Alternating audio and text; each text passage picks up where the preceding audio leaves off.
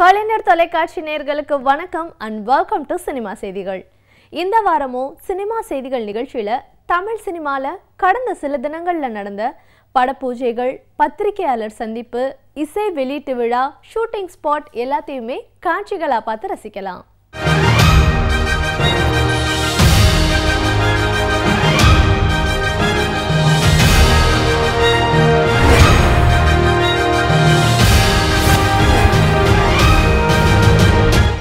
Vijay Deverakonda, Macron, Nassar, Sathyaraj நடிக்க கே.இ. ஞானவேல் ராஜா தயாரிப்பில் ஆனந்த் சங்கர் இயக்கியிருக்கும் திரைப்படம் நோட்டா. படத்தின் தலைப்பே கதை என்னன்றத ரசிகர்களுக்கு புரிய வச்சு தியேட்டருக்கு வரவழைக்குது. இந்த படத்துடைய மேலும் சிறப்புகளை பார்க்கலாம். நான் இதுக்கு முன்னாடி த்ரில்லர், ஆக்ஷன் த்ரில்லர், ஒரு சீன் 2 நல்ல சீன் வந்தால் உடனே ஒரு சாங் வந்துடும். அந்த சாங் முடிஞ்சால் உடனே ஒரு சீன் வைக்கிறதுக்குள்ளே டக்குன்னு ஐயோ ஃபைட்டு வரணுமே அப்படி வந்துடும். ஸோ அந்த ஃபைட்டு, சாங்கு, ஆக்ஷன் இப்படியே பண்ண ஒரு இதில் ஒரு பியோர் ட்ராமா, நல்ல கேரக்டர்ஸு, இந்த மாதிரி படம் தான் எனக்கு ரொம்ப ஆசை.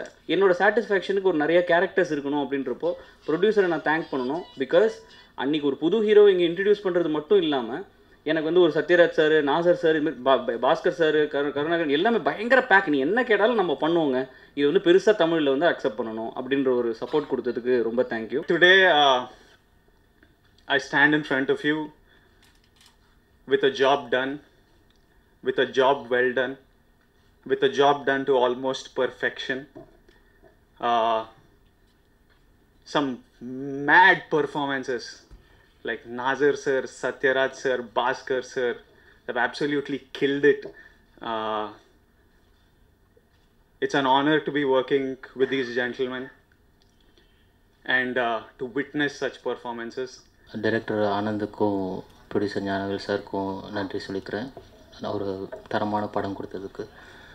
அடுத்தது இந்த ஹோல் டீமுக்குமே ரொம்ப ஹெல்ப்ஃபுல்லாகவும் ரொம்ப ஸ்ட்ரெஸ் ஃப்ரீயாகவும் வச்சுக்கிட்டாங்க. ஸோ இந்த படத்தில் ஹோல் டீமுக்குமே நன்றி. இந்த படத்தில் சுதந்திரமாக ஆக்ட் பண்ணியிருக்காரு அவர். அதுதான் சொன்னோம், ஏன் எந்த சுதந்திரத்துலன்றத. ஸோ எல்லாரும் இந்த ஒவ்வொரு சீனையும் என்னென்னா, ஒவ்வொரு சீன் நம்ம பண்ணும்போதும் அது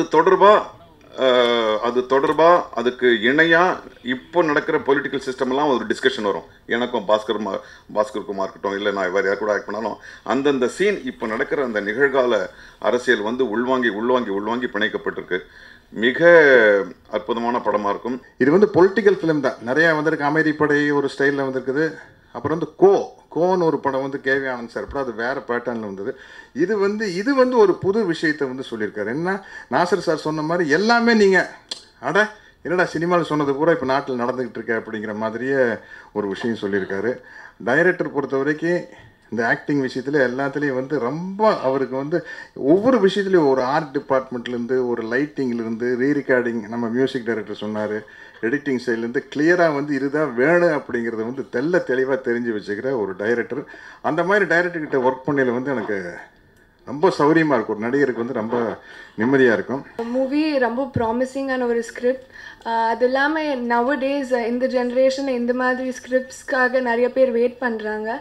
அண்ட் ஆனந்த் சார் ஒரு நியூ இந்த ஜென்ரேஷனுக்கு ஒரு இன்ஸ்பைரிங்காக பண்ணியிருக்காங்க. Vijay has done really good. இவங்களுக்கு இந்த ரோல் கொடுத்தா கரெக்டாக இருக்கும் அப்படின்னு எனக்கு நம்பி எனக்கு ஒரு சான்ஸ் கொடுத்த டைரக்டர் ஆனந்த் சங்கருக்கு ரொம்ப பெரிய thanks. Without you I don't think so எனக்கு இவ்வளோ பெரிய ஒரு ஸ்பேஸ், இவ்வளோ பெரிய ஒரு ப்ராமிசிங்கான ஒரு ரோல் கிடச்சிருக்காது. வழக்கமாக ஒரு படத்துக்கு மியூசிக் பண்ணும்போது, பேக்ரவுண்ட் ஸ்கோர் பண்ணும்போது பார்த்தீங்கன்னா என்ன பாயிண்ட் ஆஃப் வியூவில் பண்ணணும்னு இருக்கும். இப்போ எக்ஸாம்பிள் கேரக்டர் பாயிண்ட் ஆஃப் வியூலையா, இல்லை அந்த இன்சிடென்ட் பாயிண்ட் ஆஃப் வியூலையா பண்ணணுமா அப்படின்னு சொல்லி ஒரு கன்ஃபியூஷன் இருந்துகிட்டு இருக்கும். ஆனால் இந்த படத்தில் எதுக்கு பண்ணணும்னு தெரியாது. ஏன்னா எல்லாருமே பெர்ஃபார்மராக இருப்பாங்க. அதை பார்த்துட்டு இருக்கிறது தான் தோணுதே தவிர நமக்கு ஒர்க் பண்ண தோணலை. இது ஏதோ மேடைக்காக நான் சொல்லலை, உண்மையாகவே நீங்கள் பார்க்கும்போது உங்களுக்கு தெரியும். கதையும் நல்ல கதை, எனக்கு கிடைத்த கேரக்டரும் நல்ல கேரக்டர். அண்ணன் அவர்களோடும், மாமா அவர்களோடும், தம்பி தேவரகொண்டா அவர்களோடும், ஸோ எல்லோரையும் நடித்தது எனக்கு ஒரு மிகப்பெரிய சந்தோஷம். இந்த படம் மிகப்பெரிய வெற்றி பெற வேண்டும் என்று எல்லாம் இறைவனை வேண்டிக் கொள்கிறேன். மான்ஸ்டர் என்ற புதிய படத்தை நெல்சன் வெங்கடேசன் இயக்க எஸ்.ஜே. சூர்யாவும் பிரியா பவானி சங்கரும் இணைந்து நடிக்கிறாங்க. அகில் இப்போ ஹீரோவாக நடித்திருக்கும் திரைப்படம் 50 ரூபாய். இந்த படத்தின் இசை வெளியீட்டு விழால இயக்குனர் ஏ. வெங்கடேஷ், நடிகர் மகேந்திரன் உட்பட சில பேர் கலந்துக்கிட்டாங்க. இந்த படத்தை இயக்கியிருக்காரு ஜி. பன்னீர்செல்வம், தயாரிச்சிருக்காங்க அன்சாரி மீடியா. இந்த 50 ரூபா படத்தின் கதை என்பது ஹீரோ அகில் 50 ரூபா பணத்தை வைத்துக்கொண்டு தன் நண்பர்களுடன் தன் நண்பனின் கல்யாணத்தை நடத்தினாரா இல்லையா என்பதுதான் இந்த படத்தினுடைய கரு. மனோபாலா இரட்டை வேடத்தில் காமெடியில் நடித்திருக்கிறார். படத்தில் மொத்தம் 3 சாங்ஸ் ரொம்ப நல்லா வந்திருக்கு. அந்தோனிதாஸ் பாடியிருக்காங்க, சந்தோஷ் பாடியிருக்காங்க. சாங்ஸ் ரொம்ப நல்லா வந்திருக்கு. தீபக் ரட்சா இந்த படத்தில் ஹீரோவுக்கு ஃப்ரெண்டாக பண்ணியிருக்கேன். நண்பனுக்காக என்ன வேணாலும் பண்ணணும் அப்படின்றத மையப்படுத்தி தான் இந்த 50 ரூபா அப்படின்ற படம் வந்து எடுக்கப்பட்டிருக்கு. படத்தோட ஆர்ஆர் நல்லா வந்திருக்கு. இந்த படத்தில் எங்களுக்கு இன்ட்ரடியூஸ் பண்ண ஜஸ்டின் அவர்களுக்கு இந்த நேரத்தில் நன்றி சொல்லுங்கள். சில்லாக்கி டும்மா ரிஷி ஹீரோவாக நடிக்க போகும் 2வது திரைப்படம் இது. இந்த படத்தை இயக்குறாரு மாறன் கந்தசாமி, தயாரிக்கிறாங்க டீ கடை சினிமாஸ். நான் ஒரு குழந்தை நட்சத்திரம் மௌனகீதங்கள் படத்தில் டேடி டேடின்னு கண்ணாடி போட்டு வர சின்ன பையன். அப்போ மாஸ்டர் சுரேஷா உங்களுக்கு தெரியும். அப்புறம் குட்டி ரஜினிகாந்த் சார், அந்த டூத் பேஸ்ட் இருக்குது, ப்ரஷ் இருக்குது, தேய்ச்சிரு மாமா அந்த பாட்டு கேட்டு, இந்த டேடி டேடி பொட்டி கடையில் புட்டு இருக்குதுன்னு விஜயகாந்த் சார் கூட இப்படி ஒரு 215 படம் பண்ணி 2 நேஷனல் அவார்டு வாங்கி 2 ஸ்டேட் அவார்டு வாங்கி தெலுங்கில் ஒரு 5-6 படம் டைரக்ட் பண்ணி சொந்தமாக ஒரு படம் எடுத்து நாசமாகி ஸோ இப்போ மறுபடியும் வந்து தமிழில் ஒரு ப்ராஜெக்ட் பண்ணலான்ற பிளானில் வந்தோம். வரும்போது தான் 2 தம்பிங்க வந்து நம்ம கணேஷும் ரித்விக்கும் வந்து இந்த ப்ராஜெக்டை பற்றி சொன்னாங்க. அப்புறம் மாறனை பற்றியும் சொன்னாங்க. ஒரு இயக்குனரை பற்றி அவர் படம் எடுக்கிறதுக்கு முன்னாடி இவ்வளோ புகழ்ந்து சொல்கிறாங்கன்னும் போது அவர்கிட்ட என்ன ஸ்டஃப் இருக்குங்கிறது நம்ம புரிஞ்சுக்கலாம். அவர் வந்து குறும்படங்கள் நிறைய எடுத்திருக்காரு. இப்போ திரைப்படம் எடுக்க வந்திருக்காரு. என்னுடைய பேர் மாறன் கந்தசாமி. நீங்கள் பார்த்துட்டு இருக்கிற இந்த செட்டு வந்து பார்த்தீங்க அப்படின்னா சில்லாக்கி டும்மா டீ கடை சினிமா க்ரௌட் ஃபண்டிங் ப்ரொடக்ஷனில் அருவி ஃபிலிம் ஃபேக்ட்ரி சேர்ந்து எடுக்கக்கூடிய ஒரு படம். ஃபஸ்ட்டு படம். படத்தோட டைட்டிலே உங்களுக்கு தெரிஞ்சிருக்குன்னு நினைக்கிறேன். இது உங்களுக்கு ரொம்ப என்ஜாய் பண்ண வைக்கக்கூடிய ஒரு படம். கதை கேட்ட ரொம்ப பிடிச்சிருந்தது, ரொம்ப நல்லா இருந்தது. கதை வந்து ரொம்ப நல்லா இருந்தது. என்னென்னா ஒரு மாநகரம் உள்ளே தள்ளிதா நான் தான் எல்லாம் ஒரு மிக்ஸ் பண்ண மாதிரி, அதாவது மிக்ஸ்னா அது மாதிரி காப்பி மாதிரி இருக்காது. அந்த ஜேர்னர் இருக்கும், ஃபுல்லாக காமெடி இருக்கும், லவ் இருக்கும், ஒரு தேடல் இருக்கும். படம் வந்து ஆரம்பித்து 10 நிமிஷத்துக்கு அப்புறம் ஓட ஆரம்பிச்சிடும். சில்லாக்கி டும்மா அப்படின்னு என்ன யோசிப்பீங்க. இது ஒரு அருமையான ஒரு கருத்துள்ள படம். இந்த பெயருக்கான முழுமையான அர்த்தம் வந்து இந்த படம் ரிலீஸ் ஆகும்போது உங்களுக்கு தெரியும். விமல் ஹீரோவாவும் அவருக்கு ஜோடியா ஆஷ்னா சவேரியும் நடித்து கொண்டிருக்கும் திரைப்படம் இவனுக்கு எங்கேயோ மச்சம் இருக்கு. இந்த படத்துல பூர்ணா பாய்கட் ஹேர் ஸ்டைல்ல போலீஸ் அதிகாரியா நடிச்சிருக்காங்க. நமக்கு நாமே இயக்குனரும் பாடலாசிரியருமான பா விஜய் சிறப்பு தோற்றத்தில் நடிக்க சுந்தரமூர்த்தி இந்த படத்துல ஹீரோவா நடிச்சு இயக்கி தயாரிச்சிருக்காரு. இசையமைப்பாளர் தீனாவின் இசையில் பாடகர் உன்னிகிருஷ்ணனின் மகள் உத்ரா பாடியிருக்காங்க. இது வந்து முழுக்க வந்து உண்மையான நேச்சராக நடக்கக்கூடிய கதை. இந்த கதையில் வந்து பிற்பகுதியில் தான் நாங்கள் என்ன பண்ணுவோம், ஒரு செயற்கையாக வந்து ஒரு கதைக்காக உருவானோம்.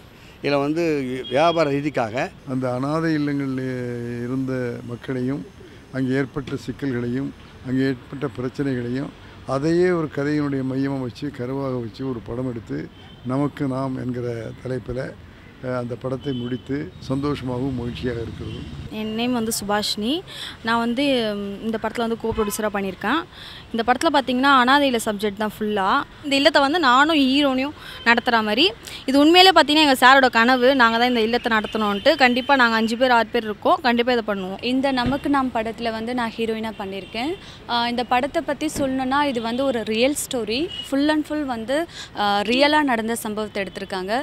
ஸோ இந்த படம் ரொம்ப நல்லா வந்திருக்கு. படம் ஒரு எந்த வகையிலே சிறப்புடையது என்று சொன்னால், இதில் நடித்திருக்கிறவர்கள், இதில் இயக்குகிறவர்கள், இதில் பின்னணியில் இருக்கிறவர்கள் பெரும்பாலானவர்கள் வாழ்வினுடைய விளிம்பு நிலைக்கு தள்ளப்பட்ட பின்புலமற்ற ஆதரவற்றவர்கள். இவர்களை கொண்டு ஒரு படம் இயக்க வேண்டும் என்கிற சிந்தனையே மிக ஒரு அருமையான சிந்தனையாக இருக்கிறது. டங்கமாரி புகழ் மரணகானா விஜய். நான் நமக்கு நாம் என்ற படத்தில் வீதியோரம் வாழும் குழந்தைகளை பற்றியும் அனாதை குழந்தைகளை பற்றியும் எனக்கு உண்டான ஒரு பாடலை நான் உருவாக்கி பாடியிருக்கோம். ஆண் தேவதை தாமிரா இயக்கத்தில் சமுத்திரகனி, ரம்யா பாண்டியன், ராதா ரவி மற்றும் பலர் நடிக்க இந்த படத்துக்கு இசையமைச்சிருக்காரு ஜிப்ரான். இந்த திரைப்படம் விரைவில் திரைக்கு வர இருக்கு. நான் ஆண் தேவதை திரைப்படத்தோட டைரக்டர் தாமிரா பேசுகிறேன். ஆண் தேவதை திரைப்படம் வந்து ஒரு எளிமையான ஒரு குடும்ப கதை. உங்கள் வாழ்வில் நடந்த சில சம்பவங்களின் தொகுப்பு. இந்த படத்தில் வந்து சமுத்திரகனி ஹீரோவாக நடிச்சிருக்காரு. பொதுவாக கருத்துக்கள் நிறைய சொல்கிற ஒரு சமுத்திரகனி. இதில் அவருடைய மௌனம் நிறைய கருத்துக்களை சொல்லியிருக்கு.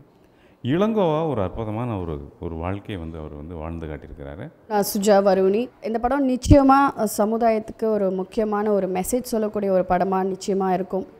ஆண் தேவதை படத்தை பற்றி சொல்லணும் அப்படின்னா தாமிரா சாரை பற்றி நம்ம எல்லாருக்குமே தெரியும். ஒரு டிஃப்ரெண்ட்டான ஒரு டைரக்டர். அவர் நார்மலான எந்த ஸ்கிரிப்டுமே டச் பண்ண மாட்டார். ஸோ அந்த மாதிரி அவர் டிஃப்ரெண்ட்டான ஒரு ஜேர்னியில் டச் பண்ணது தான் ஆந்தேவதை படம். வணக்கம், நான் கவின் பூபதி. வணக்கம், நான் மோனிகா. ஆந்தேவதை மூவியில் சமுத்திரக்கனி அங்கிளுடைய பொண்ணாக பண்ணியிருக்கேன். ஆதிரான்னு ஒரு லீட் ரோல் பண்ணியிருக்கேன். நான் வந்து சமுத்திரக்கனி அங்கிளுக்கு மகனா அக்ரமுத்தவன் கேரக்டரில் லீட் ரோல் நடிச்சிருக்கேன். நான் ரம்யா பாண்டியன். ஜோக்கரில் மல்லிகாவாக பார்த்துருப்பீங்க. இப்போ ஆந்தேவதை மூவி ரிலீஸ் ஆக போகுது. இதில் ஜெசிகான்னு ஒரு ரோல் பண்ணியிருக்கேன். Female lead opposite Samuthirakani sir பண்ணியிருக்கேன். ஐடியில் ஒர்க் பண்ணுற ஒரு பொண்ணாக பண்ணியிருக்கேன். அவுத்தடம் நேதாஜி பிரபு நடித்து தயாரித்திருக்கும் திரைப்படம். ரமணி இயக்கத்தில் வி தசி இசையமைச்சிருக்காரு. அவுத்தடம் அப்படின்னா தூய தமிழில் மருந்து என்பது பொருள். மருந்தை நம்பி நம்முடைய வாழ்க்கையை அடகு வச்சிடக்கூடாது. மருந்து தயாரிப்புங்கிறது ஒரு வியாபாரமாக மட்டும்தான் பார்க்கப்படுது. மருந்து இல்லாமல் ஒரு வாழ்க்கையை நம்ம வாழ பழகணும் அப்படிங்கிற விஷயத்தை மக்களுக்கு சொல்லணும் அப்படிங்கிறதுக்காக தான் மருந்து தயாரிப்பில் என்னென்ன குழப்பங்கள் ஏற்படுது அப்படிங்கிறத மக்களுக்கு தெரிஞ்சுக்கணும் அப்படிங்கிறதுக்காக நான் இந்த படத்தை நம்ம சொன்னோம். இந்த மாதிரி ஒரு ஜோனர் எடுத்தோம் அப்படின்னு சொன்னால் ஒரு மே மாதம் 2013 வந்துட்டு சில குறிப்பிட்ட ரா கெமிக்கல்ஸை பேன் பண்ணிட்டாங்க. அது டயபெட்டிக் டேப்லெட்டில் உள்ள ரா கெமிக்கல். ஸோ வித்தின் 10 டேஸில் அதே ஃபேமஸ் நாளிதழ் என்ன சொன்னாங்க, அந்த ரா கெமிக்கலை யூஸ் பண்ணலாம் அப்படின்னு சொல்லிட்டு அந்த பேண்டை வந்து ரீவொர்க் பண்ணிட்டாங்க. ஸோ இந்த 15 நாட்களில் என்ன நடந்திருக்குன்றது எல்லாருக்குமே தெரிஞ்ச ஒரு விஷயம். அதை நான் இங்கே சொல்லணும்னு அவசியம் இல்லை. பட் உண்மையிலேயே என்ன நடந்ததுன்றதை நம்ம படத்தில் காட்டியிருக்கோம். உண்மையிலே அந்த மருந்து திரும்பியும் மார்க்கெட்டில் இருந்ததா இல்லையான்ற விஷயத்த நம்ம படத்தில் காட்டியிருக்கோம். கலவை மருந்தை உருவாக்கி மக்கள்கிட்ட கொண்டு போய் மக்களுடைய உயிரில் விளையாடுற ஒரு வேலையை வந்து இந்த வணிகம் பண்ணுறவங்க வந்து பண்ணிகிட்ருக்காங்க. அதை எதிர்த்து போரிடுகிற ஒரு கதை தான் இந்த கதை. அவ்வளோதான்னு சொன்னோன்னுமே என்ன கதைங்க அப்படின்னா இந்த மருந்து சம்மந்தப்பட்டதுன்னு உடனே சொன்னார். இந்த மருந்தில் வந்து ஒரு 3 கெமிக்கல்ஸ் இருக்குது சார். அந்த 3 என்னென்ன காம்பினேஷன், எவ்வளோ பர்சன்டேஜ், இது எவ்வளோ பர்சன்டேஜ், அது எவ்வளோ பர்சன்டேஜ், இது எவ்வளோ பர்சன்டேஜ், இது 3 மிஸ்டேக் ஆகிடுச்சிட்டா என்ன வரும் அப்படின்னு நான் சொன்னேன். இருங்க, மருந்து தான் ஜனங்களுக்கு தெரியும், மருந்தில் அதுக்குள்ளே இவ்வளோ காம்பினேஷன்லாம் ஜனங்களுக்கு தெரியுமா, இதை எப்படி சொல்லியிருக்கீங்க அப்படின்னா, இல்லை சார் அது புரிகிற மாதிரி தான் சொன்னேன். இருந்தாலும் எனக்கு குழப்பம் தான். கதையினுடைய ஓட்டம் வந்து ஆடியன்ஸ் பார்க்குற அளவுக்கு இன்ட்ரெஸ்டிங்காக இருக்கும். இது மருத்துவத்துறையை பற்றி ஒரு தெளிவான சொல்கிற படம். இது மக்களுக்கு பிடிக்குங்கிற நம்பிக்கையில் இந்த படம் வந்து அடுத்த வாரம் 12 ரிலீஸ் ஆகுது. இயக்குனர் இந்த படத்துக்கு ரொம்ப கஷ்டப்பட்டிருக்காருன்னு தெரியுது. எந்த ஒரு விஷயமும் ரொம்ப ஆத்மார்த்தமாகவும் நேர்மையாகவும் உண்மையாகவும் இருக்கும் பட்சத்தில் அது நிச்சயமாக வெற்றி பெறும். பிரேம்குமார் இப்போ இயக்கியிருக்கும் திரைப்படம் 96. இந்த படத்தில் ஒன்று சேர முடியாத காதலை கனகச்சிதமான கணத்தோட காட்சியாக்கியிருக்காரு. இந்த படத்தை தயாரிச்சிருக்காரு நந்தகோபால். இந்த படம் எனக்கு ரொம்ப ஈஸியாக இருந்தது. ஏன்னா எல்லாம் படம் பண்ணும்போது ரொம்ப கஷ்டப்பட்டோம் அப்படின்லாம் சொல்லுவாங்க. அப்படிலாம் எனக்கு ஒன்றும் இல்லை. சொல்லப்போனால் நான் ரொம்ப என்ஜாய் பண்ணேன். அதே மாதிரி அவங்களும் இந்த படம் முடிச்சுட்டு போகும்போது இது அவங்களுக்கு ஒரு நல்ல மெமரியாக இருக்கணும் அப்படின்னு நினச்சேன். ஏன்னா படமே மெமரிஸ் பற்றி தான். எல்லாரோட பெஸ்ட்டும் இந்த படத்தில் அவங்க கொடுத்துருக்காங்க.